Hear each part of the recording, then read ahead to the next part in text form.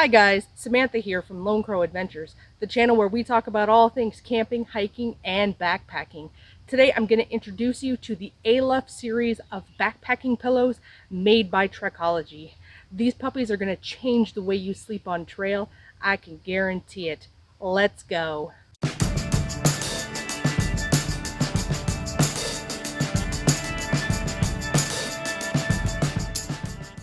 There are three different pillows in Trekology's Aluft series. The first is the Aluft 1.0. The second is the Aluft 2.0. And brand new for 2020 is the self-inflating Aluft pillow.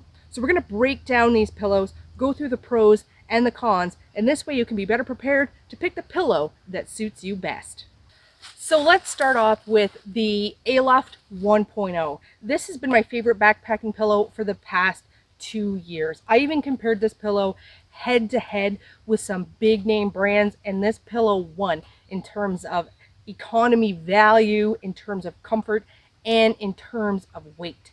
This pillow here weighs 2.75 ounces, and the dimensions on it, once you get it blown up, it is 16 by 12 and it is 4 inches thick. So this is a great pillow if you're a side sleeper or if you're a back sleeper and you like a lot of neck support. So let's get this puppy blown up.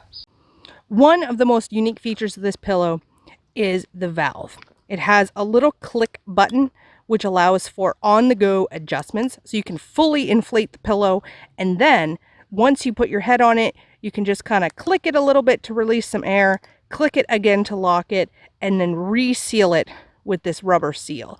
I have never had this pillow leak air on me ever. It has performed 100% of the time. You notice there's no air coming out of this valve, but if you click it, it allows some of the air out. So it's really handy, so you can make some quick adjustments while you're laying down. If you've just overinflated it and you want a little bit more comfy, you can let a little bit of air out. And then reinflate it, you just click it again.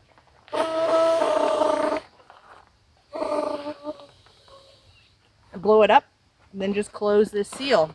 Then you're ready to go. It does kind of make a hideous noise when you inflate it, but I'm not really concerned about that. So I've got it positioned on the sleeping pad, and I'm a person, I like a lot of neck support when I sleep.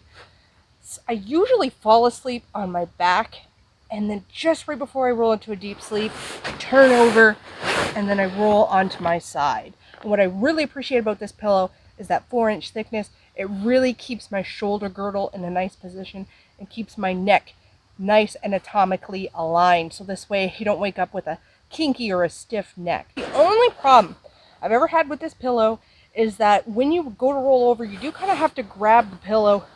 I noticed the easiest way to get around this was just to shove it in the hood of my mummy bag.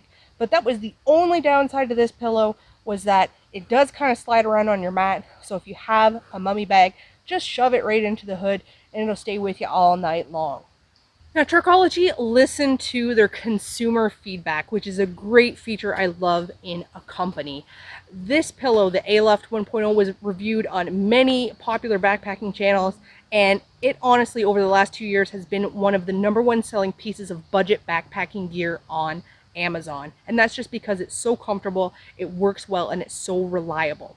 But they listened to their consumers with the complaint of the pillow sliding around on the mat, which is a common problem that a lot of backpacking pillows have, and they outdid themselves by introducing the Aluft Pillow 2.0, which completely solves this problem. So the Aluft 2.0 has the exact same dimensions as its 1.0 predecessor. So it is 16 inches wide by 12 inches long by 4 inches thick, and this pillow only weighs 0.5 of an ounce more than its predecessor. So the Aluft 2.0 comes in at 2.8 ounces versus 2.75 ounces for the Aluft 1.0. But they did add a couple of things that fixed the problem. The first thing they added was a little integrated stuff sack, and it is integrated right onto this pad strap. The pad strap will wrap around any sleep pad up to 25 inches in width. And they also added, if you can look closely here, just little rubberized dots just to further help keep it in place. So this pillow is literally the same pillow as the 1.0, except it has a pad strap, and it also has these little rubber grips, which just help it stay in place 100% better. Now, you don't have to use the pad strap if you don't want to. You can lay this pillow directly on top of the mat, but I definitely recommend that you go ahead and use it. But if you don't want to, it does have snaps and it's fully removable. But I recommend that you use this strap because it just makes it that much nicer while you're sleeping. And that's fairly easy to get on. You just kind of pop it into position and then it stays. It kind of moves up and down a tiny little bit, but it's not going to vanish on you in the middle of the night. Oh, super comfortable. It is just as comfortable as the Aluft 1.0 and it stays in position. So like I said, when I start to fall asleep on my back, right before I hit a deep sleep, I go to turn over. This pillow isn't going anywhere. And this is especially helpful if you're a restless sleeper. You can move around quite a bit. And this pillow is not going anywhere. Now we're moving on to the Aluft self-inflating pillow. Now this pillow takes up a larger footprint in your pack and it weighs more than the other two Trekology pillows. This one comes in with a weight of 7.4 ounces, which is a little bit on the questionable side in terms of backpacking. So this pillow might be a little bit more suited to car camping, or it'd be a great airline pillow, or just some kind of travel, maybe some overlanding where you want a pillow in your car. This would be really suited to those activities. It has a little bit of foam on the inside, and we're going to open up this valve. You can hear air's flowing in there. And we're going to set this aside for a couple minutes because these self-inflating products, they'll self-inflate to about 50-60% of their total capacity, and then you can just finish it up with a few breaths. So we'll just set this aside for a minute, and we're going to talk about the pillowcase. So if you take a look at the stuff sack and just pop your hand in on the inside, you'll notice that there's this pretty orange material right on the inside, and it comes out, and then the stuff sack folds right on the inside of this little pillowcase. And this is 100% machine washable. I wouldn't put it in the dryer because with the nylon on it, I would just hang it to dry, but you can machine wash it on cold with like colors, as the label says. And it is a very nice polyester material, so it's going to be wicking to wick away some of that sweat. And that's why I say that this is more of a car camping pillow, because it has a few added luxuries that you don't want to really spend the weight on to bring into the backcountry. But in terms of bringing on a car camping trip, you can sure carry a lot more weight in a car. Now let's go back to the pillow. We've got it pretty much inflated. So if you would like a little bit of softer pillow, you can go ahead and cap it off now. But if you'd like to have it totally filled up, go ahead and give it a couple more breaths.